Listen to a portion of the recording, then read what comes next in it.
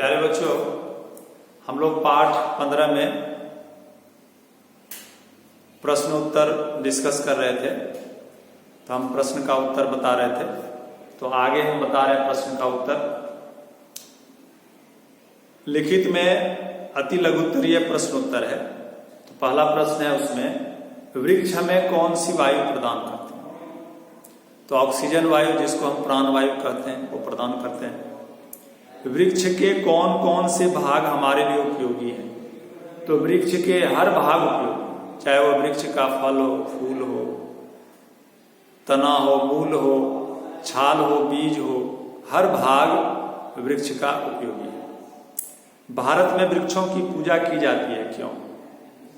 भारत में आज से नहीं, बहुत प्राचीन काल से, हजारों लाखों वर्ष पहले से लोग मानते आ रहे हैं कि वृक्ष केवल देना जानता है, केवल दाता है, ये देता है। इसीलिए जो केवल देता है उसको देवता कहते हैं, जो केवल लेता है उसको राक्षस कहते हैं। तो वृक्ष दाता है, देने वाला है, देवता है।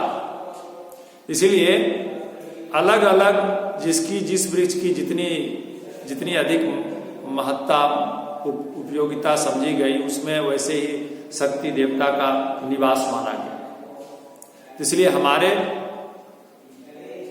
देश में प्राचीन काल से वृक्ष को देवता के रूप में पूजते हैं, उनके अंदर देवता का निवास मानते हैं। जैसे नीम में शक्ति दुर्गा का निवास मानते हैं, आंवले में धात्री का निवास मानते हैं, पीपल में विष्णु का, बरगद में शिव का। तो अलग अलग वृक्षों में अलग अलग देवताओं का निवास मानते हैं। तुलसी में वृंदा देवी का, तुलसी का। तो ऐसा अनेक देवी देवताओं की कल्पना की गई है वृक्षों में, उनकी उपयोगिता को देखकर, उनकी महत्ता को देखकर, और ये अनुचित भी नहीं है। हम वृक्ष को देवता माने समझें, इसमें बुरा क्या? क्योंकि वो तो उनका काम है देवता के समान। तो इसीलिए वृक्षों की अपने देश में पूजा करने की परंपरा है और अभी तक हम करते हैं। इसलिए वृक्षों को लगाना पुण्य का काम और वृक्षों को काटना पाप का काम समझा जाता है। क्या कारण है कि आज प्रकृति का संतुलन बिगड़ता गया? तो प्रकृति का जो अनेक घटक है, अंग है, उसमें वृक्ष एक महत्वपूर्ण अंग है। और सब अंगों के बीच, प्रकृति और हमारे बीच का संतुलन वृक्ष ही स्थापित करता है। और वृक्षों को अंधाधुंध हम काट रहे हैं, इसकी अंधाधुंध बड़े पैमाने पर कटाई हो रही है। इसलिए आज प्रकृति का संतुलन बिगड़ता जा रहा है। ठीक है। भारत की वन संपदा को चोट पहुंचाने के लिए अंग्रेजों ने क्या किया? तो भारत में अंग्रेज आने के पहले यहाँ की अच्छी वन संपदा थी, लेकिन उन्होंने मनमाना अपने निजी स्वार्थ के लिए जंगलों को खूब काटा। अपना कीमती लकड़ी से फर्नीचर घर का बनाया, रेल का स्लीपर बनाया, जहाज बनाया, बड़ा बड़ा नौका बनाया। तो अंधाधुंध उन्होंने वृक्षों का उपयोग किया काटकर, और फिर अपने देश की धरती को बंजर बनाने के लिए उन्होंने नील की खेती पर जोर दिया। तो इस तरह भारत की जो वन संपदा थी, अंग्रेजों ने इनको बड़ा नुकसान पहुंचाया। फिर यह प्रश्न, मनुष्य के विकास में वृक्षों का क्या योगदान है?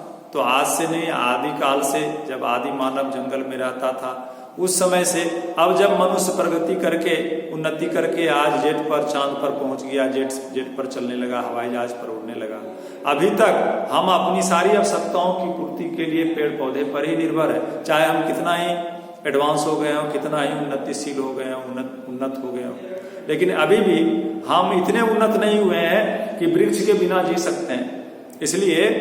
इसलिए वृक्ष ने, समझो कि हमारे विकास के हर क्रम में उसने मदद की। इसलिए मनुष्य के विकास में वृक्षों का बहुत बहुत बड़ा योगदान, उसके इस योगदान को कभी भुलाया नहीं जा सकता। आयुर्वेद, फिर प्रश्न है, आयुर्वेद चिकित्सा वृक्षों पर निर्भर है, कैसे? तो आयुर्वेद चिकित्सा में जो उपचार किया जाता है वह औषधि से किया जाता है, और वह औषधि मात्र केवल पेड़ पौधे से ही प्राप्त होता है। अनेक प्रकार के पेड़ पौधों के मूल, तना, छाल, बीज, फल, फूल, पत्ते से दवाइयां बनती है, और अलग अलग प्रकार के रोगों का उससे निदान किया जाता है, उपचार किया जाता है। तो इस तरह हम कह सकते हैं कि आयुर्वेद चिकित्सा वृक्षों पर ही निर्भर है। वृक्षों की अंधाधुंध कटाई के क्या कारण है? तो आज जो हमारी विकास की गति है, हमको सड़क बनाना है, उद्योग धंधा लगाना है, नया गांव शहर बसाना है, इसके लिए भी हम मजबूर हैं जंगलों को साफ करने के लिए। और फिर जो बढ़ती जनसंख्या है हमारी, इसकी आवश्यकता की पूर्ति करने के लिए खेत चाहिए, जगह चाहिए गांव शहर के लिए, विकास के लिए। तो इसलिए हम वृद्धि जनसंख्या के कारण, अधिक जनसंख्या के कारण भी वृक्षों को काट रहे हैं। मुख्य रूप से ईंधन के लिए, इमारती लकड़ी के लिए भी लोग इसको अंधाधुंध काटते हैं। इसलिए कुल मिला जुलाकर बड़े पैमाने पर वृक्षों की अंधाधुंध कटाई हो रही है। ठीक है। वृक्ष प्रकृति का संतुलन बनाए रखने में क्या योगदान देते हैं? तो वृक्ष जब हरा भरा होते हैं तो वायु के गंदगी को साफ करते हैं, शुद्ध वायु प्रदान करते हैं हमको, धरती के तापमान को संतुलित करते हैं, बादलों को आकर्षित कराकर वर्षा कराते हैं। उपजाऊ मिट्टी, वृक्ष का जड़ उपजाऊ मिट्टी को पकड़कर जकड़कर रखता है, बहने नहीं देता है। उस पेड़ से गिरी टहनी और पत्तियां जमीन में गिरकर सड़ गलकर मिट्टी को उपजाऊ बनाते हैं। तो इस तरह पेड़ पौधा वातावरण, पर्यावरण और हमारे बीच और सारे पर्यावरण के बीच एक संतुलन बनाकर रखता है, संतुलन बनाने में योगदान देता है। फिर वृक्ष हमें प्रकृति से मिला एक वरदान है। कैसे? तो वृक्ष एक वरदान के तरह ही है। वृक्ष से हम अपने जीवन से जुड़ी सारी मूलभूत आवश्यकताओं की पूर्ति वृक्ष से ही करते हैं। वृक्ष ही हर पदार्थ देता है हमको और शुद्ध वायु यही प्रदान करता है। हमारे जीवन के लिए हवा और जल जरूरी है और भोजन जरूरी है। तो सारा भोजन तो पेड़ पौधा ही देता है, लेकिन हमारे लिए हवा और जल जरूरी है, तो इसमें भी वह सहयोग करता है। हवा शुद्ध करता है और बादल को आकर्षित करता है और वर्षा कराता है। तो इस तरह सारा जीवन हमारा इस पर आधारित है, इसकी दया पर, इसकी कृपा पर, इसके काम पर निर्भर है हमारा जीवन। इसलिए यह हमको ईश्वर ने एक वरदान के तरह दिया और इसको नुकसान करेंगे तो इसकी भरपाई हम नहीं कर पाएंगे, क्योंकि यह एक अमूल्य चीज है प्रकृति में। इसलिए समझो कि वृक्ष हमें प्रकृति में मिला एक अमूल्य वरदान। फिर प्रश्न है, वृक्ष का जीवंत रूप हो या सूखा हुआ, वह सभी रूपों में उपयोगी है। कैसे? तो वृक्ष जब तक हरा भरा है तो हवा को शुद्ध करता है, छाया देता है, फल फूल देता है, ये सब तो देता ही है। लेकिन जब मर जाता है, सूख जाता है, तो यह हमें सूखी लकड़ी देता है, इमारत बनाने के लिए, ईंधन के लिए और अन्य काम के लिए हमको लकड़ी प्रदान करता है।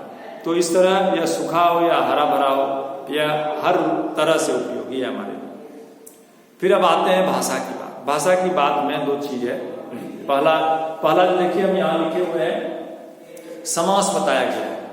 समास कहते हैं शब्द के संक्षिप्त शब्द को संक्षेप करने की विधि को हम समास कहते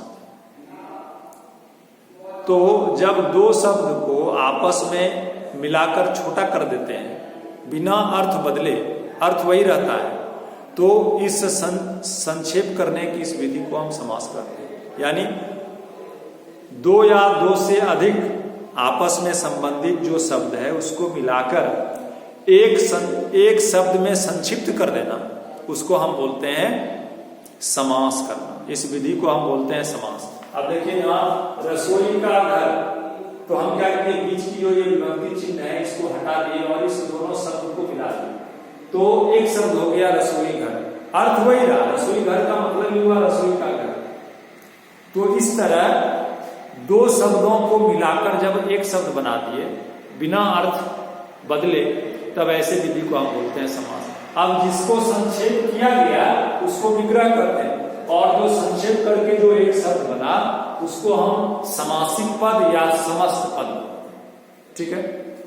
जैसे गृह में प्रवेश तो गृह प्रवेश, घोड़े पर सवार तो घुड़सवार, घोड़ा और सवार को मिला दिए, पर हटा दिए। गृह में प्रवेश, तो मैं बीच का हटा दिए, गृह और प्रवेश मिला दिए, तो गृह प्रवेश एक शब्द बन गया।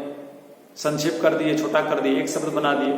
तो इस तरह दो शब्द को मिलाकर एक छोटा शब्द बना देना, संक्षेप कर देना। नेत्रों से हीन, नेत्रहीन। धर्म में वीर, धर्मवीर। वन को गमन, तो बीच का को विभक्ति चिन्ह हटा दिए, वन और गमन मिला दिए, तो एक शब्द बन गया, वन गमन। तो जिसको हम संक्षेप करते हैं उसको हम बोलते हैं विग्रह, और संक्षिप्त करके जो एक शब्द बनता है उसको बोलते हैं हम सामासिक शब्द या पद या समस्त पद। इसके बाद कुछ शब्द है जो अरबी शब्द है, अरबी फारसी शब्द है, तो जिसके उच्चारण में थोड़ा सा अंतर होता है, और हिंदी से मिलता जुलता शब्द, उससे मिला जुला शब्द है, लेकिन उसमें अंतर रखने के लिए नीचे हम नुक्ता लगाते हैं। हिंदी का राज और अरबी शब्द का राज दोनों में अंतर रखने के लिए नीचे हम क्या लगाए, नुक्ता, और इसको थोड़ा वजन देकर बोलते हैं राज। तो ऐसे यहाँ 3 शब्द बताया गया है और सबका अर्थ अलग है। राज मतलब राज्य, जैसे राम राज, और फिर राज, राज मतलब रहस्य, है ना।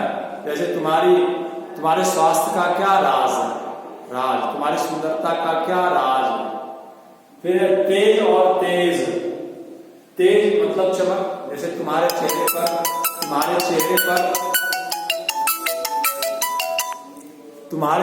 पर चमक है, तेज है, और ये नीचे लगा दिए नुक्ता, तो हो गया तेज मतलब फुर्तीला। जैसे खरगोश, हिरन एक तेज जानवर है। फिर वैसे फन मतलब सांप का, नीचे नुक्ता लगाए तो हो गया फन, थोड़ा वजन देकर बोले फन। और इसका मतलब हो गया कलाकार, जैसे कहते हैं फनकार मतलब कलाकार, फन। तो इस तरह अंतर है। इसका जो उत्तर है हम आपको लिखित हम ग्रुप में डालेंगे। धन्यवाद।